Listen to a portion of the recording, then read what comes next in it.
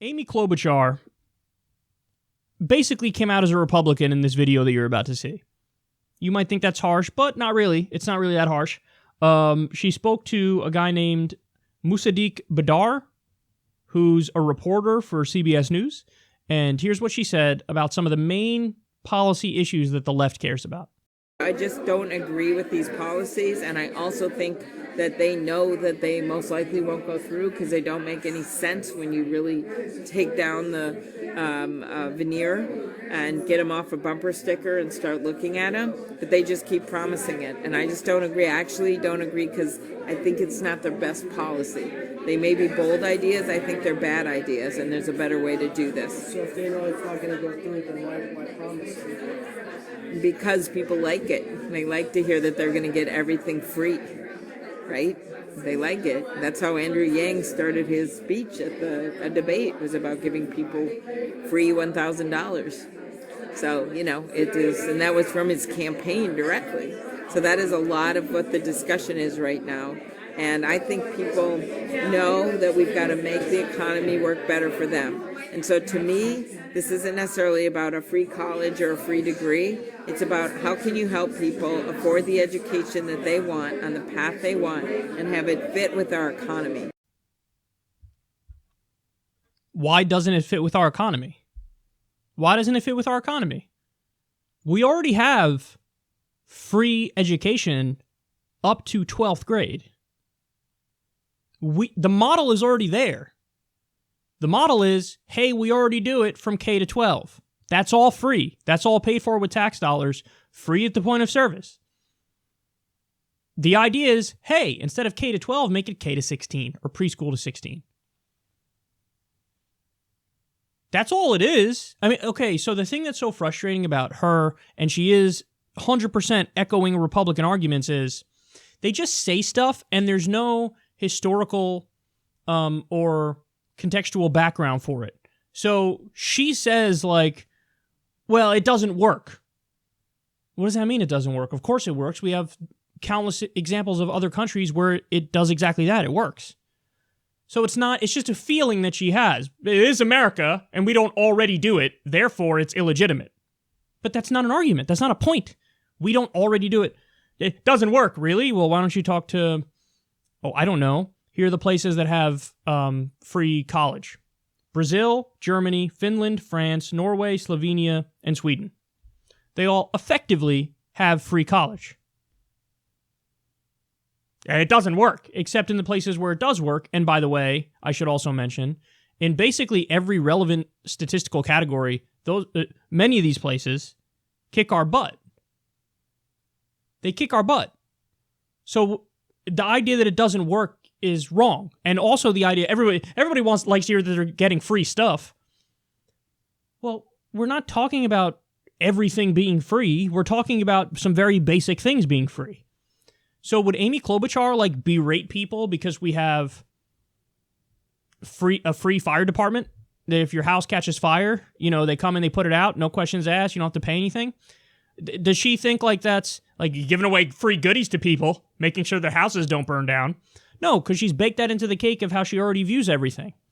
But if it's anything that we don't already do in this country specifically, then all of a sudden she comes out and says, it's not possible, we can't do it, it doesn't work. Everybody likes free stuff. Everybody wants to hear that they're going to get free stuff. Well, maybe the things that people are being told that they're going to get free are the exact things that are so basic and so bare minimum that idea sells. I mean, if somebody were to run a campaign and their whole idea in running the campaign is I don't know, everybody gets a free video game console, I doubt that person would do as well as the people who are saying we're going to have free healthcare. Why? Because I think people are smart enough to make distinctions between consumer goods that kind of should be a matter of choice and things that should be off the table in a civilized society, stuff like healthcare, stuff like education. And then the part that got under my skin probably the most is the idea that it's they're running on an idea, you put it on a bumper sticker.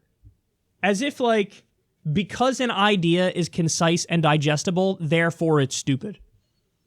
That's not true. There are plenty of things can go on a bumper sticker that are really stupid, but there's also plenty of things that can go on a bumper sticker that are actually really intelligent and make sense. If you put "End the Iraq War" on a bumper sticker, that doesn't mean ending the Iraq War is stupid by definition. But in her mind, she thinks that's an argument against it. Well, they have these things you can put on a bumper sticker, and that's not good. So in other words, she's trying to make a virtue of the fact that all of her plans are really wonky and technocratic and incredibly difficult to understand, and they're only tweaks around the edges. So she would have to give us a 10-minute spiel about means testing, certain programs that only apply to certain income level groups, that only cover a percentage of the service that's being requested. Like, the fact that it takes you a long time to make a point doesn't mean that you're correct, doesn't mean that your plans make sense, doesn't mean that your plans are better. The thing that's so frustrating about the Amy Klobuchars and the John Delaney's is the following. You ready for this? What does she stand for? What's she fighting for? Go. You got nothing, right? You got nothing. Because really what it boils down to is Amy Klobuchar wants to be president for Amy Klobuchar. John Delaney wants to be president for John Delaney. These are corporate centrist neoliberals. So their ideology is tweaks around the edges. They're not as bad as Republicans on social issues. They don't hate minorities as an upfront way. That sounds very clunky, but I think you get the point. As much of an upfront way, whatever. But when it comes to the economy, again, their programs are ridiculous. They still believe that even in many basic bare minimum ways, the market is always the way to go. And that's a dying ideology, because we have decades of evidence that that's indeed not true. We have people that are massively struggling as a result of that philosophy being implemented.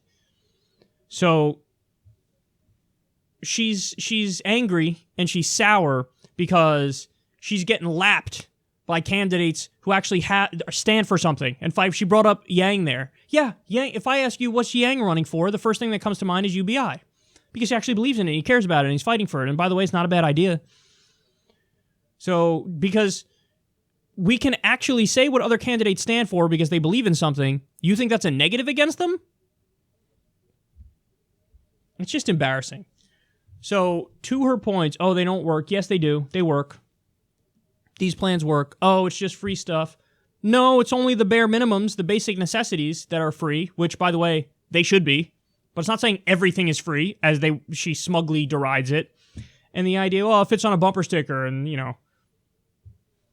there's a reason why you're polling at 1%, and others with better philosophies are polling way higher. Now, thankfully for Amy Klobuchar, somebody who represents her philosophy is still hanging on there to the lead, Joe Biden, but I think that's all smoke and mirrors. But she's not offering anything, and she's bitter, and she has no real ideology, and as a result of that, she gives vacuous commentary that makes her sound exactly like a Republican.